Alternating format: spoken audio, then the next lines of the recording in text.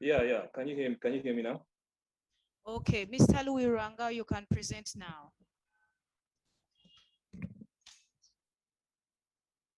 Okay, thank you. Thanks everyone. I want to thank the presenter before. That was quite a detailed and very comprehensive presentation.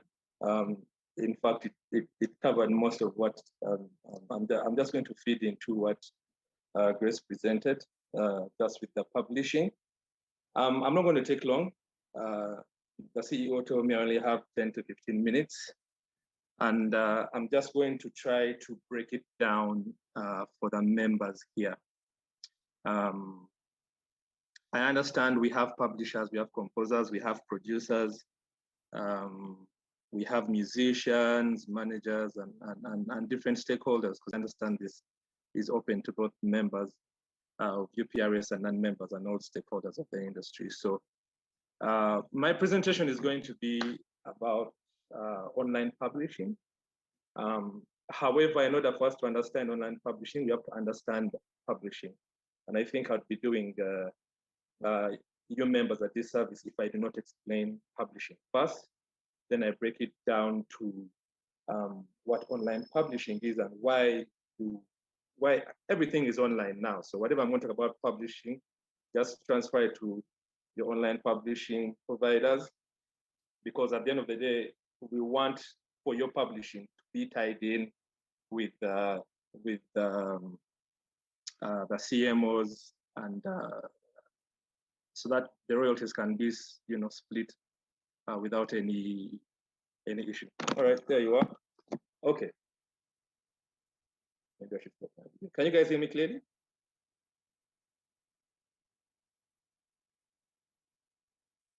Okay, I'm assuming that's a yes. I haven't had anything of that. Okay, so what is publishing?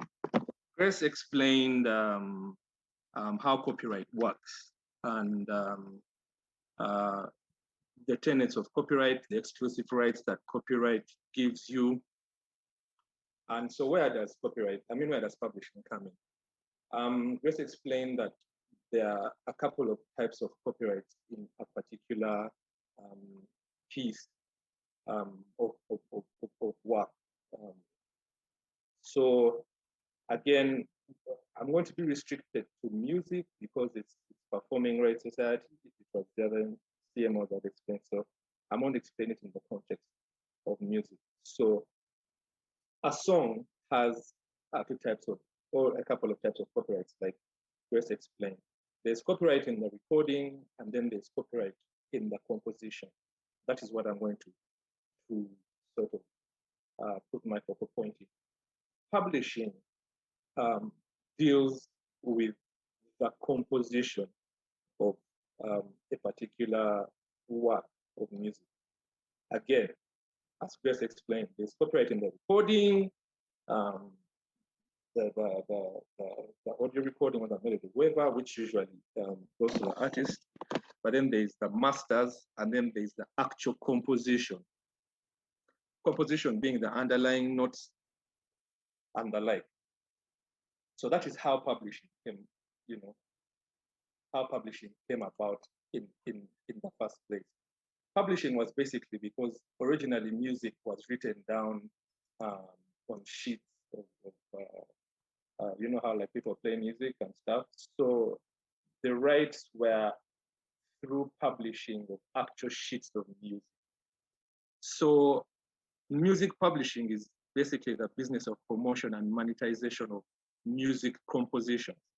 Again, please just stick to your mind to composition. Let's forget the recording of the music now. Now, I just want your mind to forget everything else and just think about the composition. Composition, lyrics, underlying notes. That is what I'm going to talk about. If you have your not, just forget it for now. So, music publishers basically ensure that songwriters receive royalties for their compositions and also work to generate opportunities for those compositions to be performed and reproduced.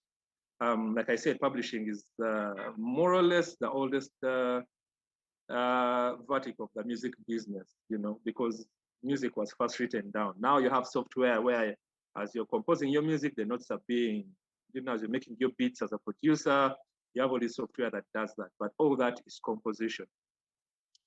But fast forward through the early recording days, there's the birth of radio, there were cassette tapes, CDs, and streaming. And so much has changed, and nowadays music publishers earn money in a very, very, very different way, but their role in its core stays the same. Publishers are responsible for representing composers, songwriters, and lyricists, the authors of the musical works, okay? Making sure they get compensated for whatever commercial use for their intellectual property. Now, you must be thinking, okay, where do the artists come in? Where do the people who sing the songs come in? And what is the difference between that and what a CMO like UPRS is doing? Again, publishing royalties are different from performance royalties. For example, UPRS as a CMO is supposed to collect performance royalties of all the songs. So we're talking about the copyright in the sound recording and its performance. However, every performance of a song is also performance of its composition. So a song performed ought to generate two types of royalties, both performance and publishing royalties. All right. So a CMO like UPRS is going to collect your royalties for performance, while your publisher is going to collect your royalties for your composition.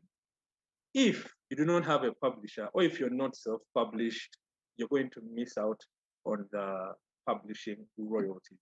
As a songwriter, as a composer, as a producer, depending on what sort of deal you have. So publishers are basically responsible for representing the songwriters, the composers. Most of the musicians do not write their music. There are some who do, but for how the writers and the composers of the music benefit is through publishing, okay? The artist gets performance royalties and performance rights. They can perform the song. They can benefit from the CMO collecting performance royalties.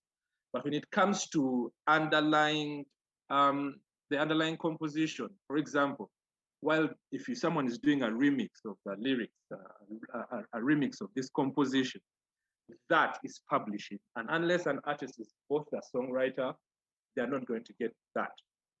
But just in case they are, they ought to have a publisher. This is someone who basically is your, can I say, your omuntu wakutunda, for your music to be in different streaming avenues. You understand? So with these different rights, there are some rights that artists can give. You can license, for example, or you can assign.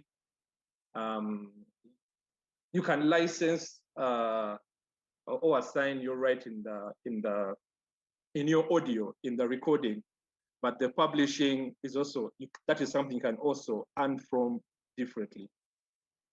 I hope you're on the same page. I'm trying to break it down as simple as I can. Again, I have very short time, but I'm going to try to make sure that you guys understand, and please keep your questions so that we can fully explain it later. So I've explained the two types of music copyrights, the composition, the masters, the sound recording. So, but there are three types of music publishing royalties I feel you should know about.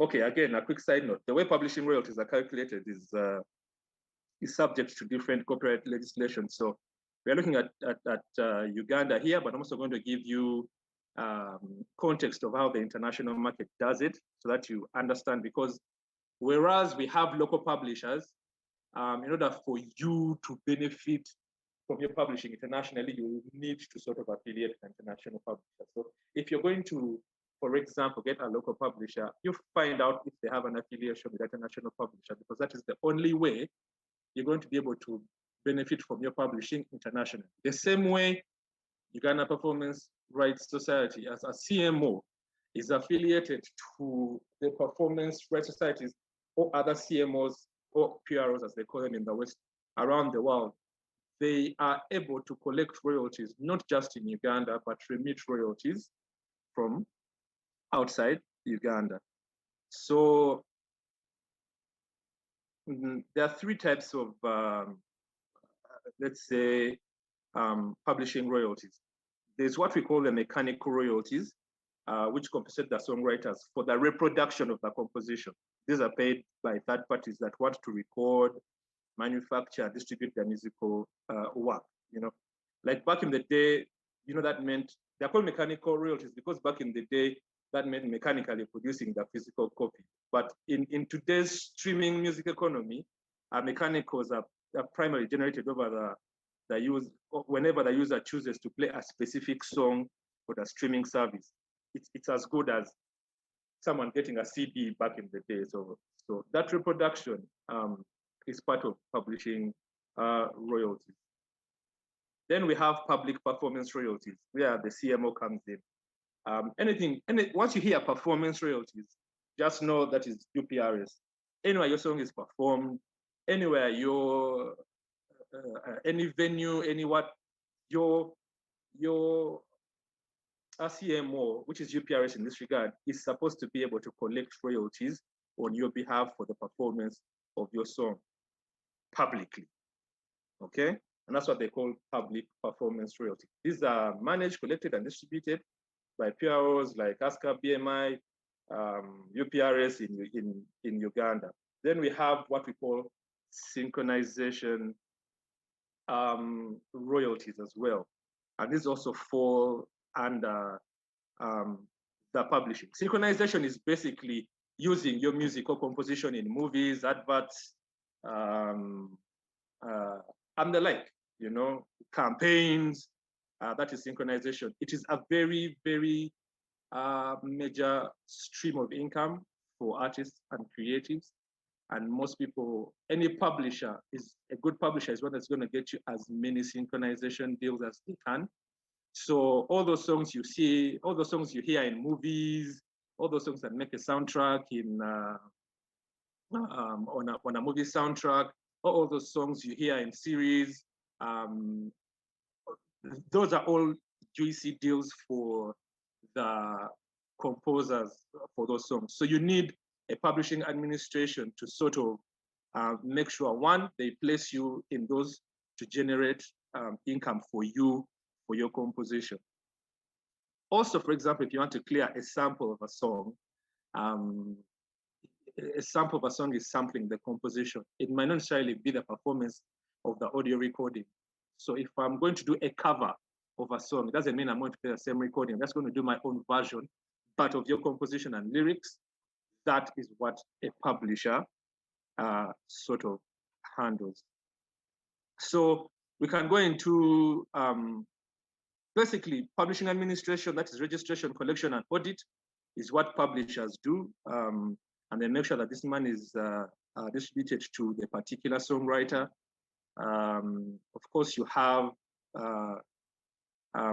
publishers also do sort of an A&R job where they scout for different talent. For example, if I am Chameleon's publisher, in order for me to make more publishing income, I would get in touch with the publisher, let's say of Casper Nyovest. And because I know once we connect, the publishing from that composition is going to be very profitable. So publishers are doing a lot of work behind the scenes to ensure again, just to bring you back, publishing is composition. Okay, guys? Composition, lyrics, and the underlying notes, composition. So usually there are different publishing deals. It could be 50-50. It depends on like the deal you sort of have. The general deal by most publishing houses internationally is 70-30. Unless you're a big artist like Mariah Carey or someone huge, that's when they can sit down and, because they know your catalog is worth, a lot. That's when, but it's contractual, because another role of publishers is negotiating the music rights. For example, the the key function of a music publisher is to defend the interest of the songwriter and maximize their share of the rights whenever they participate in the creation of music. So an easy example is, for example, when multiple songwriters are working on the same song. We have one song and there are like four multiple, like a band, okay, whether it's a couple of guest songwriters or a four-piece band coming up with a composition. The question is, who owns which portion of the copyright of the resulting song? Well, so the commonly accepted practice that all songwriters get the same share of the copyright in equal parts, regardless of their contributions. However, if you have a good publisher, sometimes they will negotiate on behalf of the songwriter to establish final splits that might give you a bigger sort of chunk of that publishing. So that if a song comes out, the splits are, you sort of get a bigger share. We've seen this happen in so many international artist projects. And if you think that performance royalties and copyright are the core revenue stream for artists, you're wrong. Actually, the music industry is built on publishing, because publishing is the core revenue stream for artists, okay? This is the money you make even after you die. People are going to redo your songs, people are going to synchronize your songs. So the songwriters always get paid. I can even give you another example. I think Beyonce had a song, I think Pretty Hurts or something like that. And it was a very successful song, but the songwriter and the composer made the most money off it. And the issue was her contribution to the song. Was it minimal enough not to credit her as a songwriter, or because she's an artist, they have got like a better publishing deal? So these publishing deals are a very big center of controversy. That's why most of the big artists will always require that they are credited as songwriters and composers of the song, even before they accept your song. If you're a songwriter and you come write for a big artist, they'll say, I want to be credited as a songwriter so that they can have access to that publishing. Publishing is the meat. So, excuse me, there's also sort of like indirect collaboration. For example, sampling of different music. Like, for example, from a copyright standpoint, if a composition features a sample, the author of the original song in a way has to become one of the songwriters of the new composition. You understand? Like if I sample Chameleons, okay, let me give you a Grace Nation Ragadi's song. If I sample Ragadi's song, all right, and I'm sampling the lyrics and I'm actually singing the lyrics, I have to credit them as a songwriter. And part of that publishing has to go to them, which is different if I'm sampling the audio performance. It doesn't require that. So that is one of the major ways publishing deals are very commercially viable. So you'll get into stuff like what is the writer's share and what is the publisher's share, but all that stuff is pretty much contractual. You're going to have co-publishing deals. These deals also involve security, like Joy said, for your copyright. If I have a co-publishing deal and I want part of the publishing of a big artist, I can use that because it's quite with the projections of how a composition is going to make, it's quite very profitable. So why are we presenting on this? And why are we sort of exposing publishing to you? Most people think that once I do a song, I have a copyright in the song, I am the musician, I have everything. And the way music has been done is you go in and someone writes for you and then they've assigned all their rights to you. The producer usually is paid once, they get a one-time fee and that is it. And most people look at a revenue stream from music as just performance. But no, there is commercial viability in the composition of the song, and that is catered for by publishing. So if you get anything from my presentation, please get a publisher. I know we have a couple of local publishers. There are some who are on this chart. Let them explain to you, and be careful as to what sort of deal you have with the publishers, because they hold the commercial viability of your composition, of the compositions of their song. So why online publishing is because once you have your publishing online, because once your song is put on an online platform, let's say Spotify or whatever, it has a nice SCR code or whatever, and it all ties in your publishing. So why online publishing? Because when UPRS collects your royalty, they'll collect your performance royalty. You understand? And then the publishing will go to whoever composed. So this is where producers can make money. This is where songwriters can get money. I just want to tell producers that you don't have to sign a one-time fee. You can request, again, all this is contractual. You can request some of the publishing. Songwriters, producers, this is a very good way to make money, so that when all this is collected, there is something for you. This is something you can also transact in the future, you know, and for the commercial viability, not just you, but the industry at large. I think I did my presentation in time. Again, guys, publishing is quite intricate, but I just wanted to break it down for you in the most simple way so that you really understand it. That's all the time I have. Thank you. Okay. Thank you very much, Mr. Lwanga, for the insightful presentation. And right now, to have an interactive session, I would suggest we have a Q&A so that Mrs. Grace and Mr. Lwanga can answer the questions in the chat. Then afterwards,